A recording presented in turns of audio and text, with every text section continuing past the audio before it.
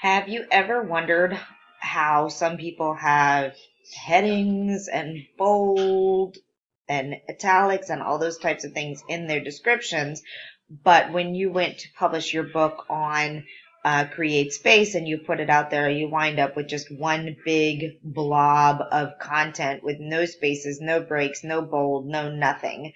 Well, this is because we took the option over here. Where did my page go? Here in CreateSpace, where you are writing the description of your book, and actually clicked on this using limited HTML to format the description.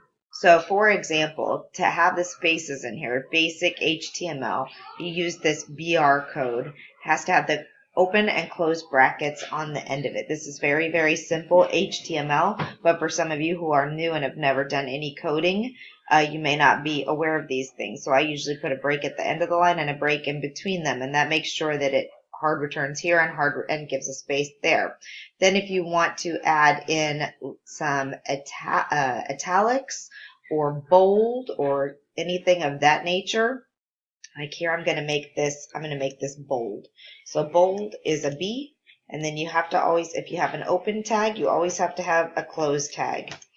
Then if you want to do bullets, those go under unordered list, or you can just use this dash and not get fancy and just have dashes. I'm going to leave it as dashes actually because I want the description of my print book to match the one that's on the ebook. So in this case, I'm just going to choose to use it as dashes. But if I wanted to do bullets, I would use that UL, which stands for unordered list, and will generally give you a bullet. So, but at the end of every place that I want to make a break, I need to make sure that I have the break tags. This is the only one of simple HTML. I'm sure there are others out there, but this is the only one that you don't have to have an open and close tag. You can just put in the BR and the BR and it's fine, but everything else has to have an open and close. So let's see if there's some place. I'm going to do italics here. So italics can be an I or an EM. I think generally they like the EM. Close it when you're done for emphasis. And I want this to be bold. Oops, end tag, close tag. Okay, and that's how you do it. So you should be able to, yeah, if you just click on that, it'll show you what they want. Bold or strong. I is italic. This one stands for italics. Font if you want to change it up. Now, and other tags you can use include, like, the way we got this huge thing in here is I used a heading 1 tag. So you can use an H1 or an H2 or an H3, and it will generally give you headers.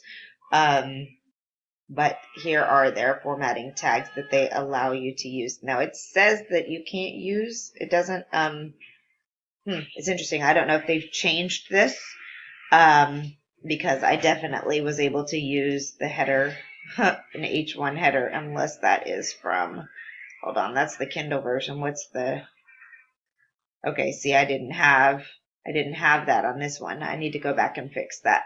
But the Kindle version, you can style it within KDP to do the things that you want it to do. And the CreateSpace version is actually much more limited. But that's how you do it. You go into it, you use your limited HTML. You can